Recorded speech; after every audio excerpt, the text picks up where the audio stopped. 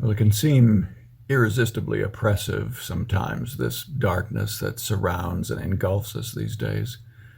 The outlook for politics, employment, education, financial security, even my own personal health seems so bleak. I look for some daylight to shine through, but at times I can't spot any at all. But just as sunlight keeps everything alive, being able to see light in the darkness keeps me alive. How can I find the light?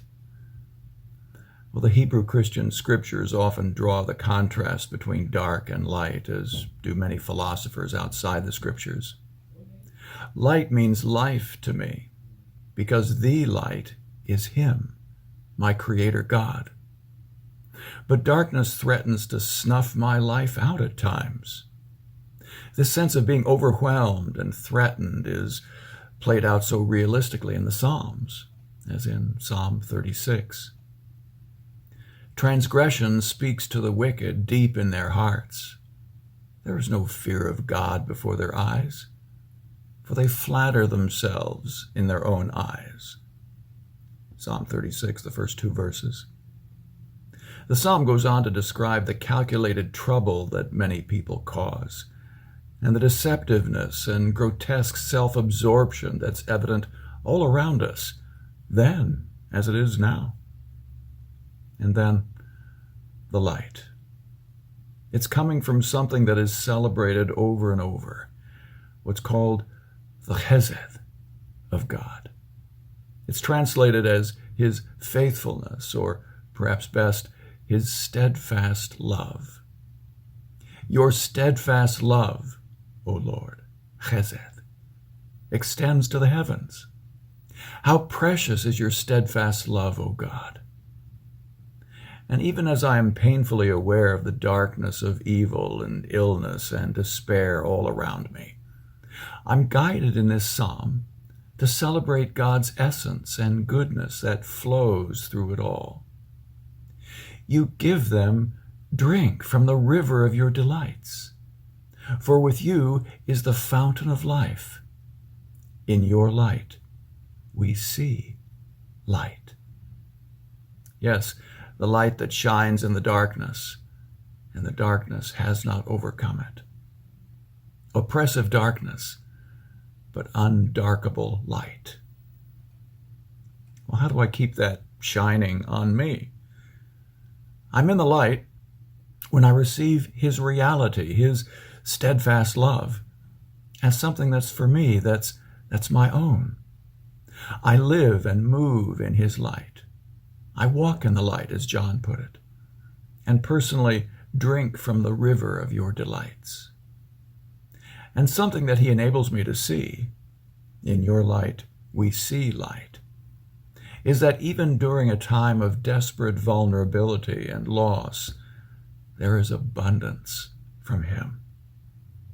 As the message puts it, you're a fountain of cascading light, and you open our eyes to light. I receive it for myself. I live and move in it and keep my eyes open to it. Again, returning to the Psalms and the transformation in His light. Look to Him. Look to Him and be radiant. From Psalm 34. The original sense is of the sparkling of a flowing stream in the sunlight. It's His light, and it becomes mine. Be radiant. We know that darkness is simply the absence of light. But funny how I can focus my attention on the darkness and expect to be enlightened by it. I can be absorbed with what I fear is in the darkness and actually miss the light. Jesus teaches us about it in this way. The eye is the lamp of the body. So if your eye is healthy, the word is haplus, literally means unfolded. If it is pure, or in this setting about the eye, if it is clear in its focus, then your whole body will be full of light. The eye is the lamp of the body. and so clearly focused, your whole body will be full of light. But if your eye is unhealthy, your whole body will be full of darkness. If then the light in you is darkness, how great is the darkness? Matthew 6. The key to taking light into my life is in the focus of my life sight. I focus my vision on who he is and what he is doing, and the light that he is becomes the light that is in me. In fact, the light that he is becomes the light that is me. Not that darkness no longer exists, but it doesn't define my life.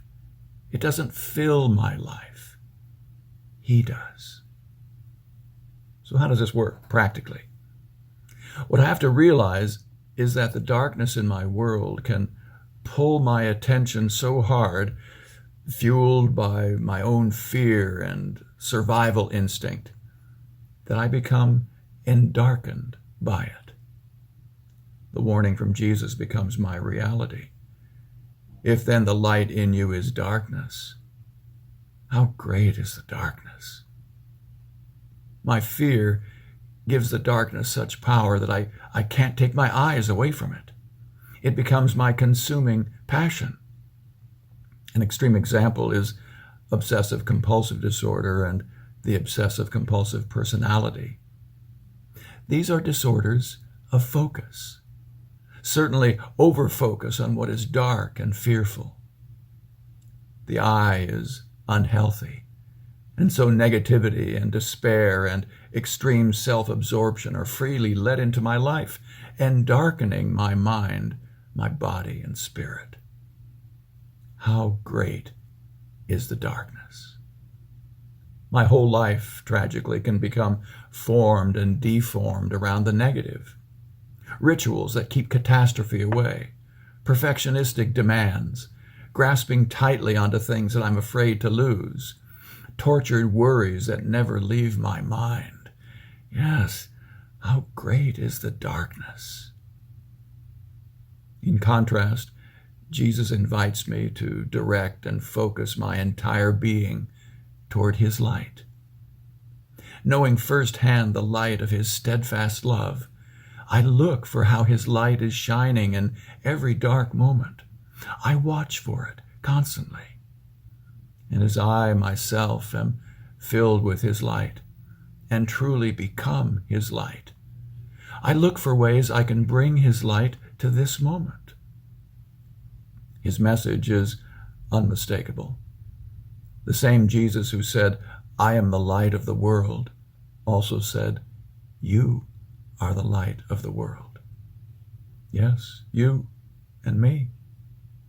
In the darkest moment, I can still see the light because I can still see him. In fact, I even see the darkness as he sees it. What it would be with light in it. What it would be if I brought light to it. How well I remember entering the state hospital through clanging metal doors and hearing the shrill sounds of psychotic patients cursing and howling. This is where I'm supposed to work? I asked myself.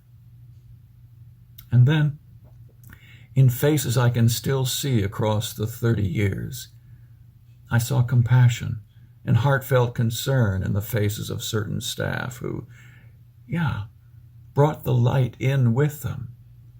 I came to see it clearly in them. There was a bleak darkness, to be sure, but there was radiant light as well. The fountain of cascading light was flowing there, too. I wanted that light, yes. And what I came to want even more was to bring that light. Yes, how great is the darkness, but how his undarkable light shines. Look to him and be radiant.